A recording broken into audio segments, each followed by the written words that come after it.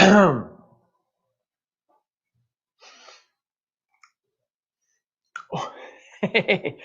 caught me with my little scent smell thing that gets me in the right zone. It's one of the things we teach. It's an anchor, an olfactory anchor. Anyways, welcome to Engagify Live. We're going to be going into some of virtual trade show exhibiting practices is what I want to talk about today. So we do want to engage. Leave us a comment. I will bring it up on screen. I will answer your questions live and in the moment. You can put me under fire in that sense. So a while back, I went on a little bit of a virtual trade show secret shopping expedition. Um, and I wasn't too happy with what I found because if you know me, you know that I've been doing a number of trade shows over the years, hired by companies to put crowds of people in front of the booths, and that's what we've learned to kind of codify that engagement, right? How to get people involved. And our purpose here at Engagify is to rehumanize business through engagement. So what I wanted to also show you too is whenever someone asks whether or not I know my trade shows, I show them this. This is a good collection here. So I've done my 10,000 hours, if you will. So what I want to do is kind of peel back and take a look at what our virtual trade show is all about. In researching the platforms, there are so many out there right now, and I think everyone's been racing, trying to be the next big thing, right? Because for many years, the trade shows, the virtual trade shows didn't evolve. They just, were very stagnant. And a lot of the functionality there is kind of like a website, but websites have evolved far past that. So, now we're looking at these different platforms, and I've been going on demos, and I've been just trying to take a look at it, and mostly from an exhibitor point of view. Okay, I'm not talking about the actual trade show itself or the association or the company putting it on, but I'm thinking in terms of our clients and how they can best take advantage of these opportunities. So yeah, it's the Wild West out there right now, and so looking at it and looking at, again, probably what we would consider more of a legacy, platform just a few months ago. Here are some of the observations that I had, and here's some tips and best practices that you can now derive from my experience of being a secret shopper. Okay, and then kind of going booth to booth and making the observations. And for years we've been doing trade show booth staff trainings for live in-person events, and it was very interesting for me to kind of see the similarities of some of the same problems exist. So we'll kind of dig into that. But by all means, if you just started watching, do pop in a comment. Let me know you're there, and I would love to answer questions or just create a bit of a dialogue here too while we're going. So the first thing and the first tip that I think is important to understand is that as an as an exhibitor, okay, as a booth staff, make sure that your profile in the platform is completely filled out. And that's important because you really are lacking that face-to-face piece, right? So it's just kind of like typing in a chat. We need to add a little bit more of a human element. So when I say complete that profile, make sure that you have a picture so that people can put a face to the name and they actually feel like they're talking to someone who's real. Okay. If we can do that, the chances of furthering that connection and creating a conversion are going to be much higher. Okay, so we want to make sure we fill out the profile and even add maybe some some personal details in terms of what your interests are, maybe your background, anything that could give people something to latch onto, right? Some sort of piece of information or commonality that would allow them to kind of feel like you're a real person. Okay, and maybe perhaps have some small talk, right, to kind of warm people up and create rapport in that like guest kind of chat piece. Okay, so that's something to think about as an exhibitor. And I have a lot of people in my connections that are trade show managers, are in marketing, and so you want to make sure that you are enforcing that on all of your people that you take to these virtual shows. Okay. The other thing too that a lot of the booths are lacking, and this is when you start looking at the actual booths, you can kind of click and pick a style, and then you've got to put in your content. Is wherever you can, whether it's designing images or whether it is just in the text that you can fill in, make sure that you are actually having a call to action, having that next step. And don't give a bunch of calls to action, because if you confuse, you lose, as Donald Miller says, right? So just ask them to do one thing. Ask them to do one thing, and you're going to get a lot more compliance. And just from our background in working in various trade show booths for our clients, the more you ask them to do, the less they will do of anything. So just only ask them to do one thing, okay? And so then the other piece too, again, going to that differentiation, because again, you're not really able to do too much, right? You can't, it's not like a real booth. There's kind of skins, and you inject in your collateral, your images and your videos. Do whatever you can to separate yourself. And what I mean that is make sure that you do have a strong video, okay? And a video will, a picture's worth 1,000 words. Well, a video, of course, is all these pictures, right? 30 frames per second.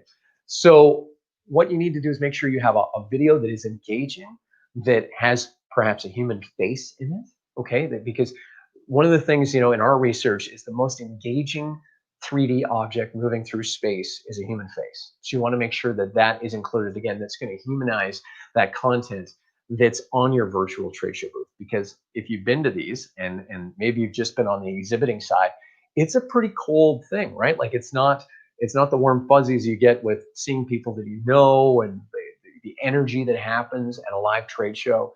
So you got to kind of bring your own energy. So make sure that you have that engaging video that's going to have a call to action in it, that's going to have sound, that's benefit oriented. And big hint, don't make it longer than 2 minutes, okay? Got to make it tight, make it short and concise so that people will actually watch it. But that is going to be your biggest opportunity to actually tell your story and show prospects who are coming to your booth how you can help them, okay? So make sure that you have that happening. Then you also want to, in terms of content in your virtual trade show booth, one of the things that's very important is to label your collateral with action-oriented, titles. Okay, what do I mean by this? I mean that if someone is selling, widget XYZ, and they just have widget XYZ as the PDF, if people don't understand how that widget helps them, why would they download that collateral? Why would they take a look at that brochure? So if you are uploading that to the platform, just be sure, look at it, get your copywriter in there, or get your copywriting hat on, and then say, what can we label this that would make people want to check it out, and it is relevant to the actual content, of course, okay? So that's important. Now let's talk about actually kind of working the booth, okay? I put that in quotes because it's kind of a strange thing, the idea of working a virtual booth, because you're going to have your booth staff probably at home. They might be working on other things while they're waiting for something to happen. Now you've got to make sure that they aren't too involved in their other work, because just like in a real trade show, and I mean, I know if you've been to a trade show, you've seen this, you get booth staff talking amongst themselves. Let's say the aisle's out here, right? And this is the booth back here. And they just start talking amongst themselves, and there's all kinds of people walking by that could be engaged, that could be stopped, that could be, whales of a potential client for your company, and yet they just walked right on by. So the same thing is true with virtual trade shows. A lot of the same problems apply, is that you're going to actually have, people on chat that might be very interested and impatient. Maybe they want their questions answered quite quickly. We need people to be responsive. We need people to be ready on the chat and not be too into their side work, their regular job during the day, okay? Now, I know it's going to be hard to stay focused on that, but hopefully the alerts, the notifications that show someone is new is on the chat are, eye-catching enough for you to be on that. But it's important that you do that, because ignoring of potential clients is one of the biggest downfalls of any trade show. Okay, so make sure you're on point. Now, with that chat, there's usually a group chat. You can have a private chat with some platforms. You can actually have a face-to-face virtual meeting with people. Okay, some of those face-to-face virtual meetings are kind of like group meetings. It's like a group room that the booth has. Now, depending on the scenario, you're going to have kind of different, I guess, different plays you can run, right? If you have the ability to have one-to-one conversations with a lot of people, well, that's great, because you want to get them off the chat to a one-to-one conversation, a virtual meeting, because that's going to elevate the ability to communicate. And it's going to be able to enable you to connect with those people as well, right? So you're going to learn a lot more about them. You're going to be able to communicate in real time using a visual element. So much more is possible with that. So whatever you're doing in the chat, if people are interested, try to move them into the virtual meetings, right? Or schedule a meeting down the road. But that's, one of the things that I love doing, and I do this with friends too all the time. But do you ever get going back and forth on text message, and you're just going, and it's like, it's kind of like, okay, this is getting ridiculous. How many texts have gone by? It's like, and I just call them, right? It's just like, just pick up the phone. I don't have to type anymore. You don't have to constantly check. You just get all that conversation going, and you can just be so much more efficient when you're in real time like that. So one of the things I'll often put when I'm like, I'm a better talker than a typer, and so I encourage you to use that line to get people. Hey, you want to hop into the meeting room? I'm a better talker than I'm a typer. I think everyone is, right? So they'll go, yeah, me too. So however you can kind of, tongue in cheek, bring them along, get them into a virtual meeting, you're going to get more ROI, you're going to get more value out of your virtual trade show, okay, of your exhibiting. So a couple other things I just want to add.